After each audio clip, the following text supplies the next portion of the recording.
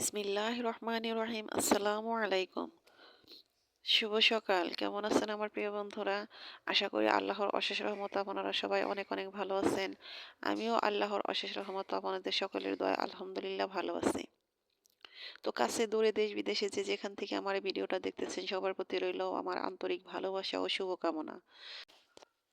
তো বন্ধুরা, আজ শুক্রবার, গতকাল বৃহস্পতিবার ছিল। তো বৃহস্পতিবার আমাদের প্রিয় ভাই সালাম ভাইয়ের দৈলিক রুট যে সালাম ভাই তার বাবা কিন্তু মারা গিয়েছেন, এটা আমরা সবাই জানি।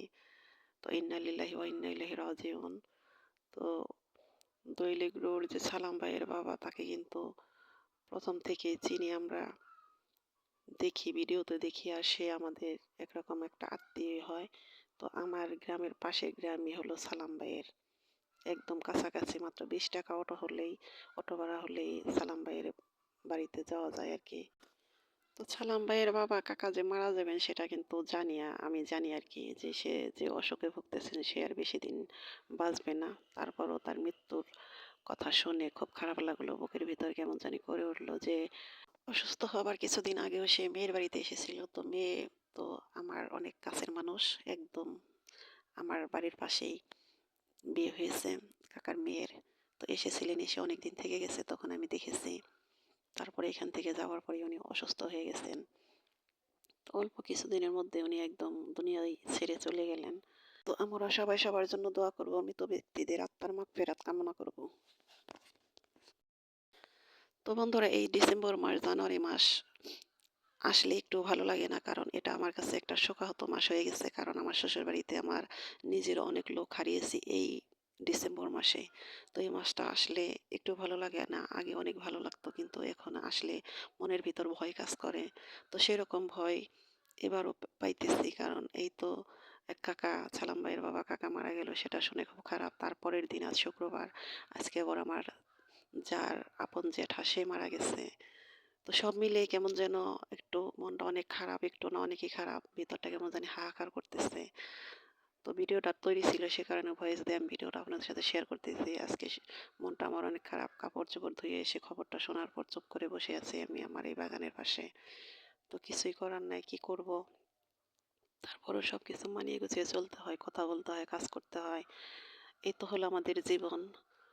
যত কষ্ট আসুক, যা কিছুই আসুক না কেন, আমাদের কিছুই করার থাকে না। যে চলে যায় সে তো যায়ই, তার জন্য আর কিছুই থেমে থাকে না। তো তার যে মায়ার যে মানুষগুলো রেখে যায় দুনিয়ার উপর, সে মায়া নিয়ে তাদের বাঁচতে হয়, চলতে হয়, এই আর কি। তো বন্ধুরা, আমরা সবাই সবার জন্য দোয়া করব, মৃত ব্যক্তিদের আত্মার মাগফিরাত কামনা করব। দুনিয়াটা আসলে অনেক মায়ার জিনিস, অনেক মায়া এই দুনিয়া। এই মায়া কাটিয়ে চলে যেতে হবে পরপারে। আপনজন কত আপনজন আগে চলে যাবে, কত আপনজন রেখে নিজেকে চলে যেতে হবে। তো এসব কথা যখন ভাবি তখন কিন্তু দিন দুনিয়া কিছুই ভালো লাগে না। কিসের দুনিয়া, কিসের কি, কিন্তু তারপরও কিছুই করার থাকে না। তারপরও সেগুলো আমরা জেনে শুনে তারপরও আমাদেরকে মানিয়ে গুছিয়ে চলতে হয় প্রকৃতির সাথে। দুনিয়াটা এতই মায়ার, ভাবতেই পারি না যে এত সুন্দর এই দুনিয়া, এই মায়া ছেড়ে চলে যেতে হবে। এটা ভাবতেই জানি কেমন লাগে। তো এই তো দেখেন, এই আমার ভাতিজা কয়েকদিন আগে বিয়ে করেছে।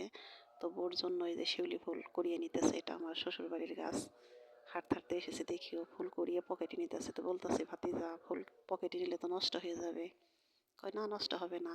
কার জন্য নিতেছ? কয় ভাগ্নের জন্য। কয় ভাগ্নের জন্য না, বৌমার জন্য নিতেছ। তো যাই হোক, কথাগুলো ওর সাথে বলতেছি। তারপরে আবার চলে এসেছি বাড়ির পাশে, দেখি আমার লক্ষ্মী ছেলে বসে বসে এই তো নারিকেলের ডাইগাগুলো ছাড়তেছে। তো বসে আছে চুপ করে, বলতেছে যে তুমি হয়রান হয়েছো, দাও আমার কাছে, আমি একটু করি। তো আমি করতেছি। তো মনের ভিতরে যা কিছুই থাক না কেন, সব রেখে তারপরে কিন্তু কাজগুলো করতে হয়, সবই করতে হয়, কিছুই থেমে থাকে না, সবই চালাতে হয়।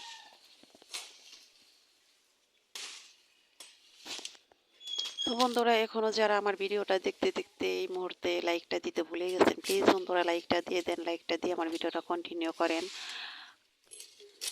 আর নতুন বন্ধুদের বলতেছি, প্লিজ বন্ধুরা, যদি আমার ভিডিওটা সম্পূর্ণ দেখুন, যদি কোথাও কোনো একটু অংশ ভালো লাগে তাহলে অবশ্যই আমার ভিডিওটা সাবস্ক্রাইব করে আমার পাশেই থাকবেন। আর যে বন্ধুরা এই কাজটি অলরেডি করে দিয়েছেন তাদেরকে জানাই অসংখ্য অসংখ্য ধন্যবাদ। তো বন্ধুরা, লাইকের কথা যদি আপনাদের না বলি তাহলে হয়তো আপনারা সত্যি লাইক দিতে ভুলে যান। তো এটা ভিডিওর শুরুতেই বলা উচিত, তো আজকে হয়তো বলতে পারিনি, লাস্ট মুহূর্তে এসে বলতেছি। তো বন্ধুরা, প্লিজ নিয়ম কানুন মেনে আমরা সবাই সবার ভিডিও দেখব, তাহলেই আমরা সবাই সবার উপকারে আসব। তো এই নিয়মে আমরা সবাই সবার ভিডিও দেখব ইনশাআল্লাহ। তো আমি যে ভিডিওগুলো দেখি বন্ধুরা, জানি না আপনারা কতটুকু কি বিশ্বাস করেন না করেন। আমি কিন্তু সম্পূর্ণ ভিডিও ফুল ওয়াচ করি। তো আজকে আমাদের এখানে বিদ্যুৎ ছিল না। সারাদিন আমি কোনো টাইম দিতে পারিনি, সময় দিতে পারিনি। আমি কোনো বন্ধুদেরই ভিডিও দেখতে পারিনি। তো সন্ধ্যার পরে থেকে আমার যতটুকু সম্ভব, যতদূর দেখতে পারি, যতটুকু সাপোর্ট করতে পারি ইনশাআল্লাহ করব। তো আমি কোনো সময় ফাঁকি দেই না। আমার যতটুকু সম্ভব আমি করি। তো বন্ধুরা, আমরা সবাই সবার ভিডিওটা এমনভাবে দেখব জানি যা সবার উপকারে আসে। শুধু শুধু ভিডিওতে ঢুকে ছোট্ট একটা কমেন্ট করে লাইক না দিয়ে চলে যদি আসি আর ভিডিওটা যদি কিনা না দেখি সম্পূর্ণ, তাহলে কিন্তু কোনো উপকারে আসবে না। অযথা সময় নষ্ট না করে যেভাবে দেখলে যেটা করলে কাজ হয়, ভালো হয়। প্রয়োজনে ১ টা ২ টা ভিডিও আপনারা একটু কম দেখেন, সমস্যা নাই। কিন্তু যারটা দেখবেন তার জন্য উপকার হয় সেভাবে ভিডিওটা দেখার চেষ্টা করবেন। তো বন্ধুরা, কথায় কথায় অনেক কথাই বলতেছি। তো এই তো এখন চলে এসেছি আমার রান্নাঘরে। তো আমি আজকে যে বুটের ডাল রান্না করতেছি, তো এই ডালের মধ্যে আমি কাঁচামরিচ, পেঁয়াজ, তেজপাতা আর হলো আদা, জিরা, রসুন আর দারুচিনি, এলাচ এগুলো বেটে মশলার সাথে কষিয়ে নিয়ে, তো ডালটা আমি আগেই একটু সিদ্ধ করে নিয়েছি। তো ডালটা সিদ্ধ করে নিয়ে তারপরে এই তো সেই মশলা কষিয়ে তার মধ্যে ডালটা দিয়ে ভালো করে কষিয়ে তারপরে ঝোলটা দিয়ে দিলাম। তো এই ডালটা ভাত দিয়ে খাওয়ার চেয়ে রুটি, পরোটা দিয়ে খেতে বেশি মজা লাগে। তো আমি আজকে এটা ভাত দিয়েই খাবো। তো ডাল রান্না করতে গিয়ে হঠাৎ করে মনে পড়ে গেল পোলাও পাতার কথা। তো এই তো পোলাও পাতা নিতে এসেছি। একটা পাতা নিয়ে আমি সেই ডালের সাথে দিব। এই পোলাও পাতার ফ্লেভারটা আমার কাছে খুবই ভালো লাগে। এটা খিচুড়ি তো মাঝে মধ্যে দিই, সবসময় দিই না। তো মন চাইলে দেই। তো আজকে মন চাইলো, সে কারণে আমি এই ডালে এই পোলাও পাতাটা ব্যবহার করব। তো পোলাও পাতাটা কে কিভাবে ব্যবহার করেন জানি না। আমি এর আগের ভিডিওতে বলেছি। তো এটাকে এনে আগে আমি আগুনে তাপ দেব। তো আগুনে তাপ দেওয়ার পর তারপরে এটাকে আমি ধুয়ে তারপরে ডালের মধ্যে দেব। আর এটা কিন্তু আগুনে তাপ না দিলে কিন্তু এটার কোনো ফ্লেভার পাওয়া যাবে না। এটার নিয়ম, এটাকে আগে আগুনে তাপ দিয়ে তারপরে খিচুড়িতে দেন, ডালে দেন, যাতেই দেন, তাপ দিয়ে ধুয়ে তারপরে দিতে হয়। তো আমি সেভাবেই দিতেছি। তাপ দেওয়ার সময় কিন্তু এটার ফ্লেভার আসে, সুন্দর বোঝাই যায়।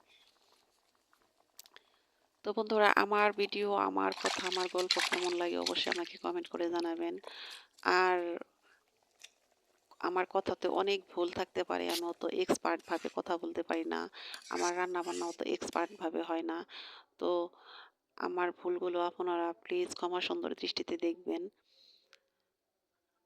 আর যদি কোথাও কোনো একটা অংশ ভালো লাগে সেটাও আমি আপনাদের কাছ থেকে জানতে চাই, আমাকে অবশ্যই কমেন্ট করবেন। আর এই তো সিম দিয়ে লাউ শাক ভাজি করব। তো সিমগুলো অনেক বাড়তি হয়েছে। সিমের বিচিগুলো অনেক বড় বড় হয়েছে। এই কারণে লাউ গাছ, সিম গাছ তো এক পাশে এক জায়গায়। এই তো লাউ পাতা ছিঁড়তে গিয়ে সিমও চোখে পড়ে গেল। আনলাম, কারণ সিম দিয়ে লাউ শাক ভাজি আমার কাছে খুব মজা লাগে। তো আমি লাউ শাক ভাজিতে কিন্তু আদা দেই। এই বাগারে রসুনের সাথে একটু আদা মিক্সড করে দেই। তো বন্ধুরা, কে কে আমার মতো এই আদা দিয়ে লাউ শাক ভাজি খেতে পছন্দ করেন কমেন্ট করে অবশ্যই জানাবেন। তো বন্ধুরা, আমি আজকের মতো এখান থেকে আপনাদের কাছে বিদায় নেব। আপনারা সবাই ভালো থাকেন, সুস্থ থাকেন। আপনাদের শুভকামনায় আল্লাহ হাফেজ। আসসালামু আলাইকুম।